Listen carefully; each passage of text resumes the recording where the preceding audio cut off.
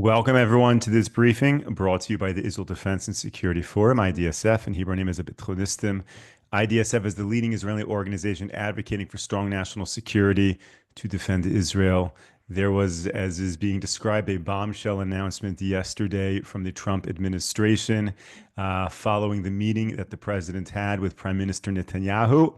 And we thought it was critical to bring in General Avivi to share with us his thoughts on this matter. Generally, the general is with us once a week for a briefing. He was already here on Monday, but we really thought it was necessary to really react live to what has happened. So, General, thank you so much for joining us again this week.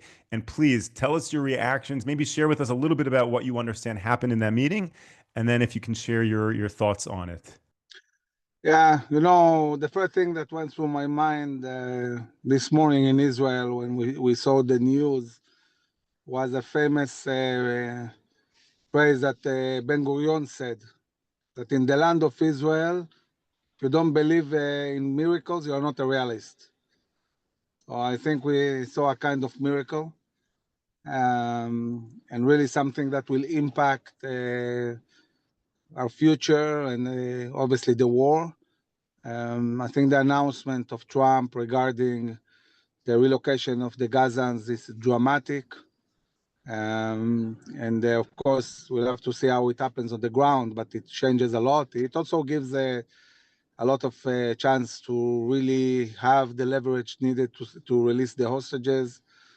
It can change all the reality. It's clear that President Trump is 100% siding with Israel. On all fronts, there was a deep discussion about Iran.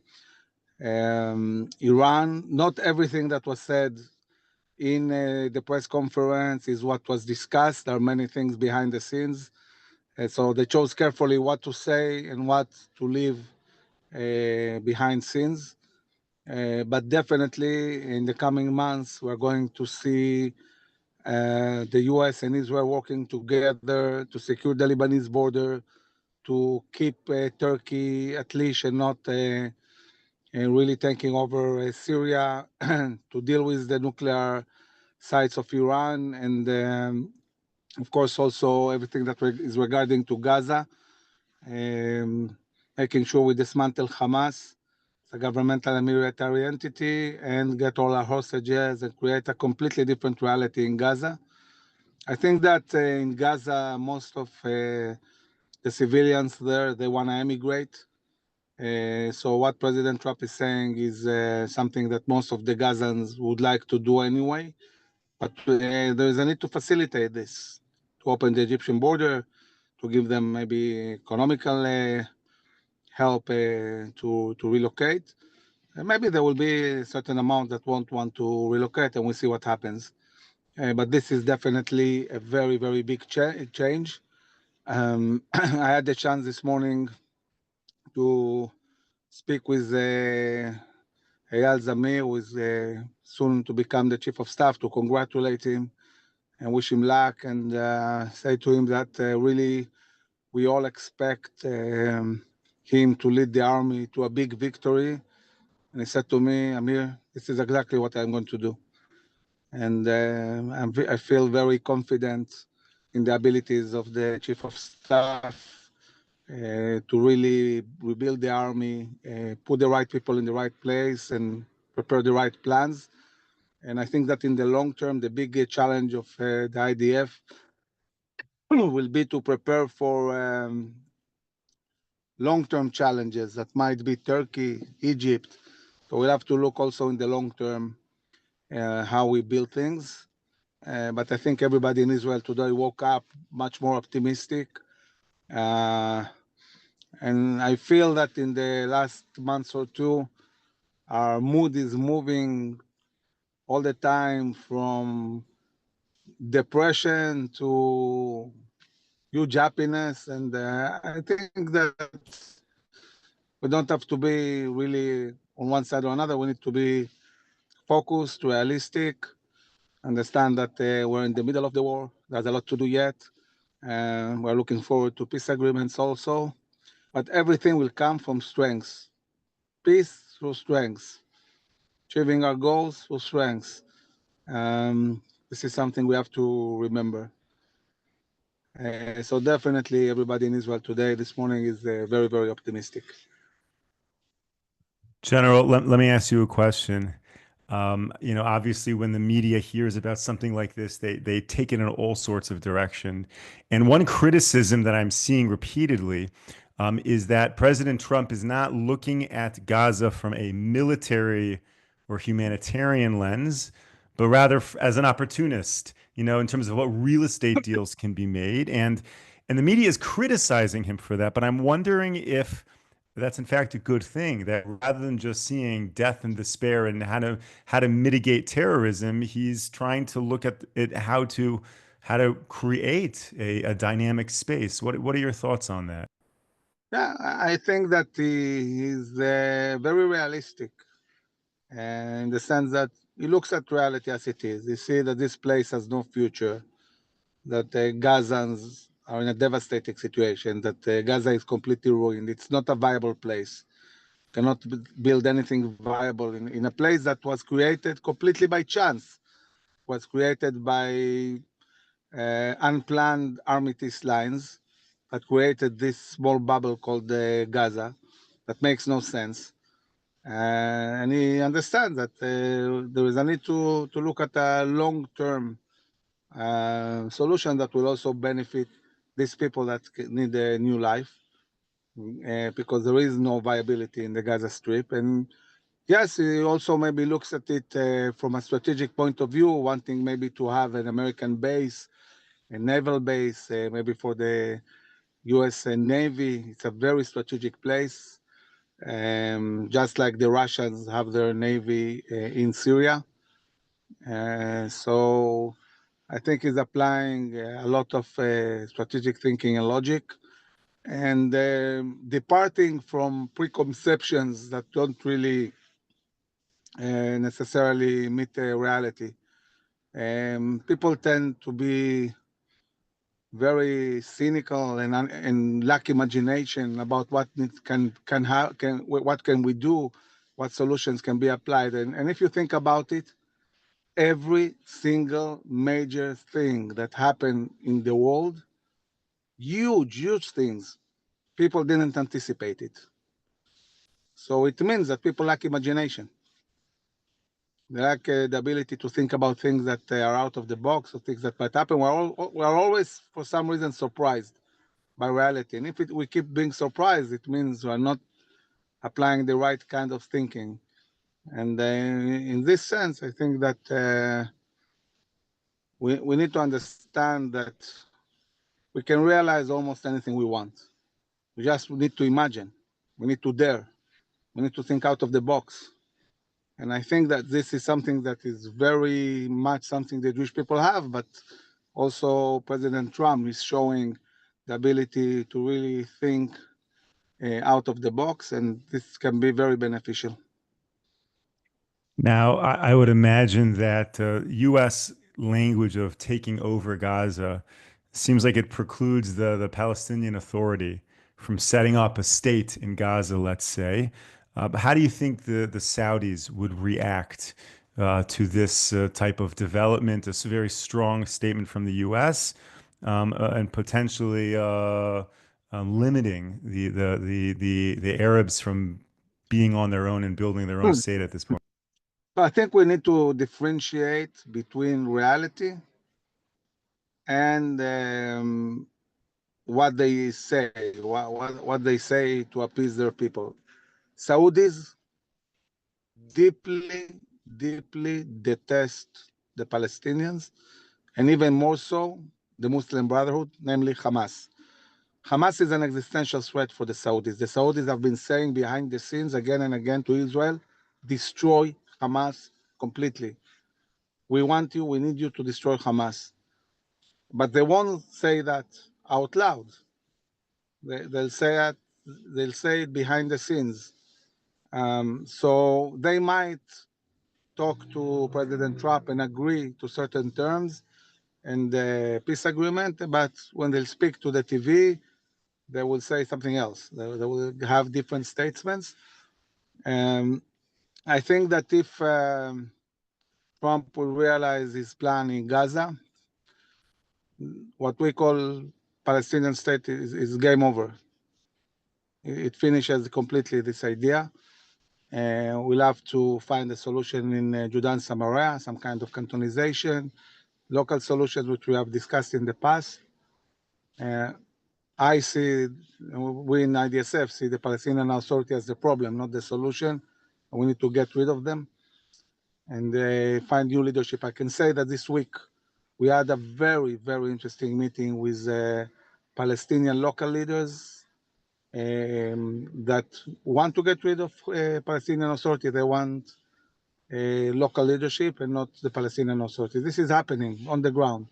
So things are changing, big, big changes. And we need to really seize the moment and the opportunities were presented and be thinking out of the box and push these ideas. A very big thank you to our viewers who are writing in questions in the chat, for those of them watching, for those of you watching on Zoom, and if you're watching in YouTube and you click in the description, you connect with us, send your questions. It really helps guide these conversations.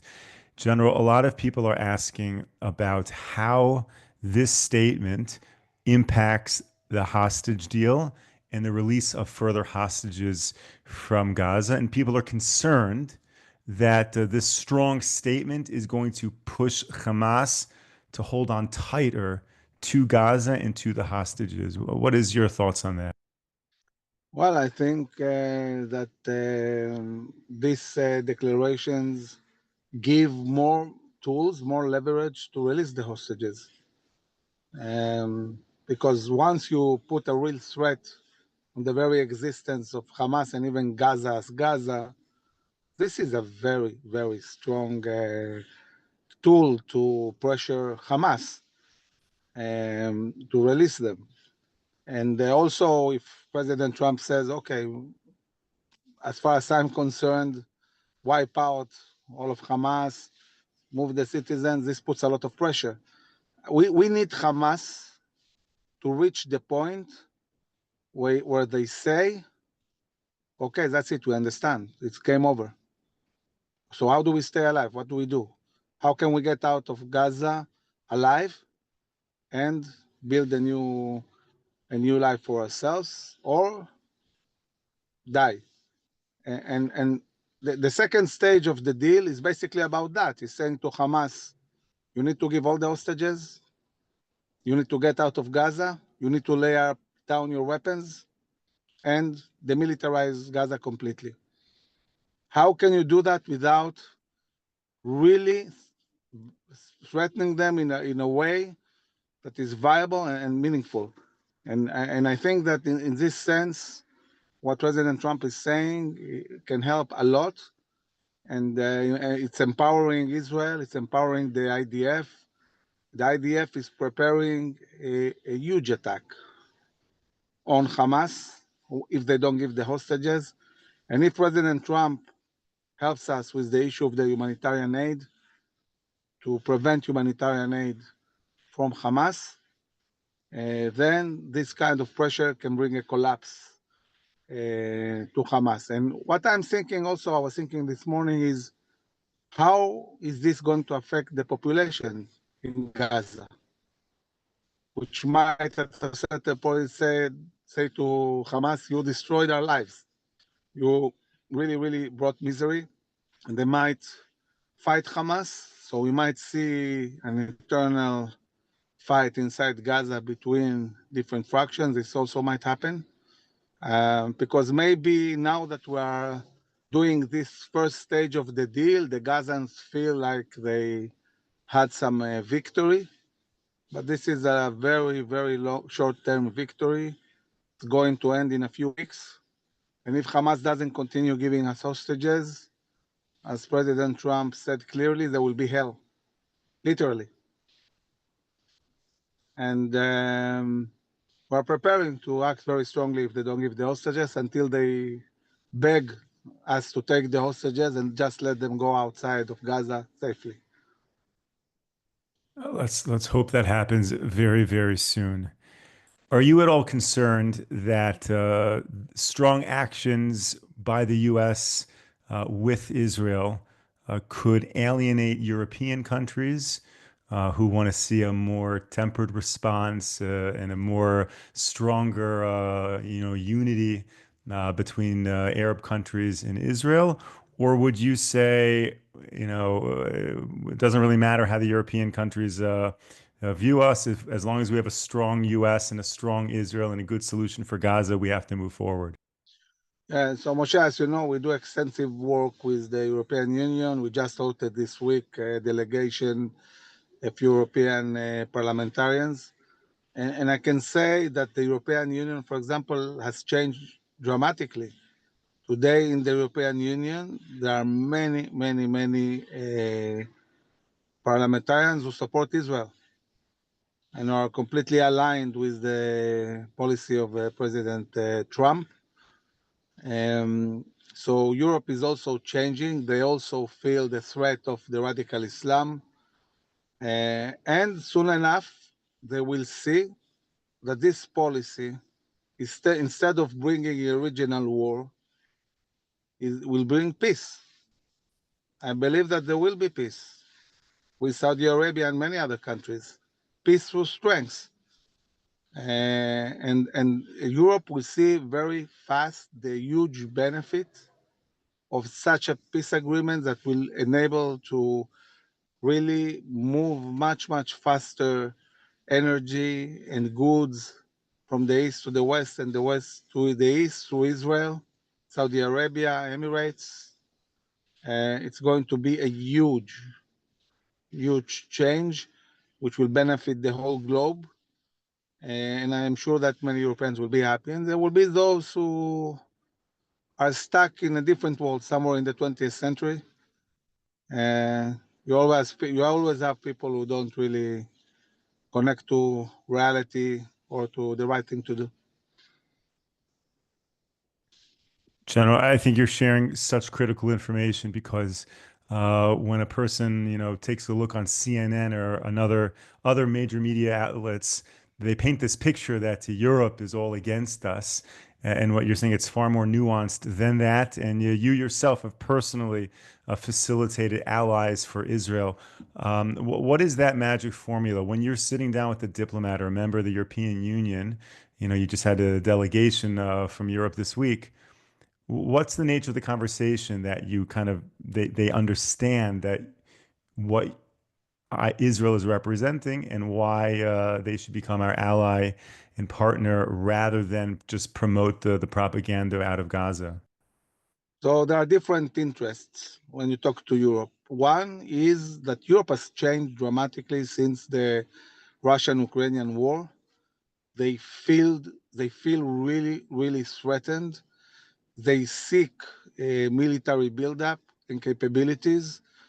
And Europe today is procuring more and more capabilities from Israel. We see countries, for example, like Sweden, that was not a very good friend of Israel in the past. And suddenly, because we're having huge military cooperation, they became much more supportive of Israel. The same goes for Finland, for Germany, Eastern countries. I would say that there are maybe 2, 3 problematic countries today in Europe for Israel, namely France, Spain.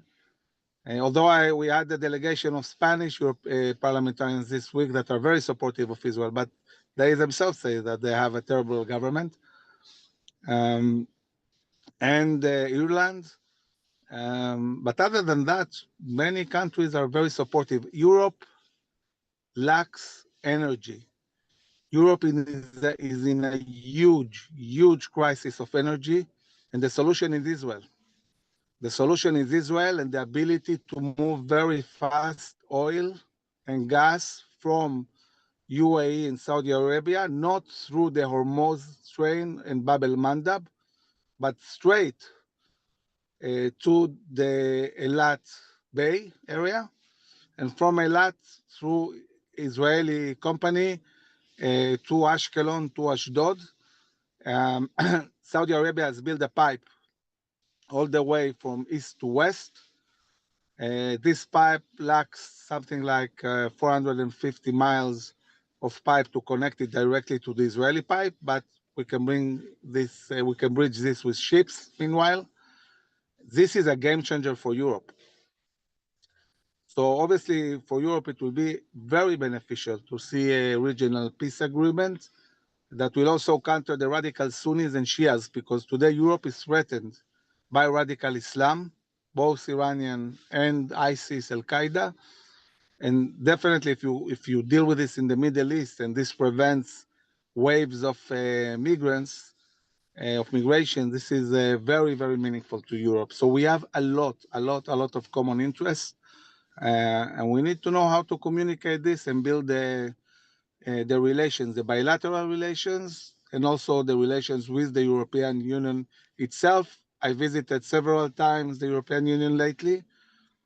I must say I always felt very comfortable, and we had very, very good meetings in the European Union. Thank you, General. And again, thank you to all of the viewers sending in questions. There's another stream of questions, General, about the U.S. Army bases, military bases across the Middle East, whether in Iraq, in Qatar, Jordan. Are you able to comment about whether there is a real strategy for the U.S. to actually have a strong presence in Israel and Gaza, whether it's the Navy or the military, in terms of accessing the Mediterranean and North Africa? Like, is there a possibility that we could see more of a U.S. presence in Israel because it's in the U.S.'s best interests? I think there is a growing understanding in the US that they need a strong presence in Israel. It's not by chance that President Trump is talking about Gaza and his plans, because all the other parts of the Middle East are destabilized. And in many areas, American bases are attacked. The one place Americans can be safe is Israel. So they're already building infrastructure in Israel without too much getting to details, but it can be done on a much, much bigger scale. And there are definitely plans to do so in the future.